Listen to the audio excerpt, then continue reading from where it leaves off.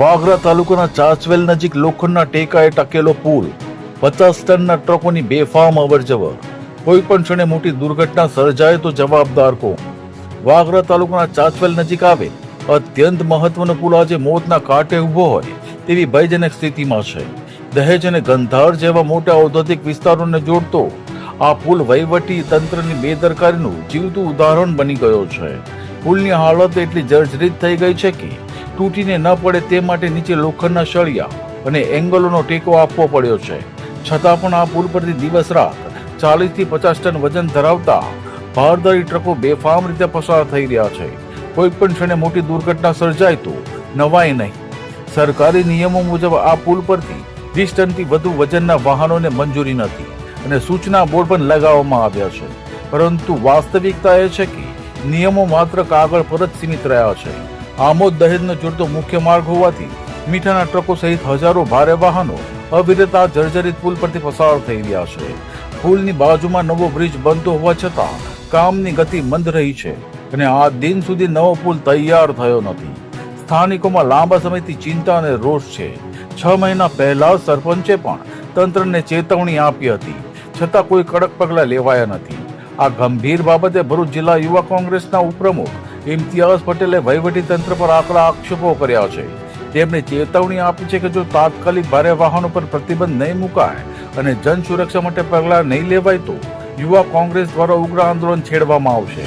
હવે સૌથી મોટો સવાલ એ છે કે તંત્ર કોઈ મોટી દુર્ઘટનાની રાહ જોઈ રહ્યું છે કે પછી સમયસર જાગશે? આ માત્ર પુલ નથી, આ માત્ર અધૂરો પુલ નથી. આપ જોઈ શકો છો કે કેમેરામાં સ્થાનિક વહીવટી તંત્રની નિષ્ફળતા અને ભાજપના ભ્રષ્ટાચારનું એક જીવતું જાગતું સ્મારક છે. કારણ કે આ પુલને નીચેથી એંગલ અને સળિયાના ટેકા મૂકીને પ્રજાના જીવ જોખમમાં મૂકવાનું કાવતરું વહીવટી તંત્ર દ્વારા કરવામાં આવ્યું છે. કારણ કે અગાઉ થોડા સમય પહેલા અહીંયાના સ્થાનિક સરપંચો દ્વારા પણ વહીવટી તંત્રને સજાગ કરવા માટે મીડિયા અને સોશિયલ મીડિયાના મારફતથી એક વિનંતી કરવામાં આવી હતી, પરંતુ સ્થાનિક વહીવટી તંત્ર દ્વારા આ ખરા કાન કરવામાં આવ્યા હોય એવું લાગી રહ્યું છે. ત્યારે ભરૂચ જિલ્લા યુવા કોંગ્રેસ જનહિત માટે આજે મીડિયા અને સોશિયલ મીડિયાનો સહારો લઈને વહીવટી તંત્રને એક સવાલ પૂછવા માંગે છે કે તમે શું લોખંડના સળિયા કરતા પણ આ માનવીનું જીવ સસ્તું સમજી રહ્યા છો?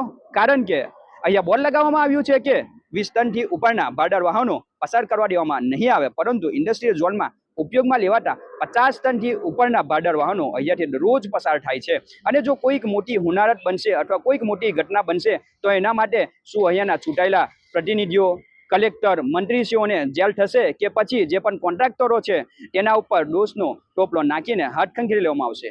યુવા કોંગ્રેસ મીડિયા અને સોશિયલ મીડિયાનો સહારો લઈને વહીવટી તંત્રને સજાગ કરવા માંગે છે અને સ્પષ્ટપણે માંગણી કરવામાં માંગે છે કે અહીંયા જે પણ હપ્તાખોરી ચાલી રહી છે તેને બંધ કરવામાં આવે. ભાડાર વાહનોને અટકાવવા માટે બંને સાઈડ ઉપર લોખંડના એંગલ લગાવીને તેમને અટકાવવામાં આવે અને જો જરૂરી જણાય તો બ્રિજના બંને સાઈડ ઉપર પોલીસ ચોકી ઊભી કરવામાં આવે અને જે પણ બ્રિજની અધૂરી કામગીરી છે તે વહેલીમાં વહેલી તકે પૂર્ણ કરવામાં આવે એવી અમારી વિનંતી છે. અને અમારી જો માંગણીઓ સ્વીકારવામાં નહીં આવે તો જનહિત માટે યુવા કોંગ્રેસ રોડ ઉપર ઉતરીને આંદોલન પણ છેડવા માટે તૈયાર છે.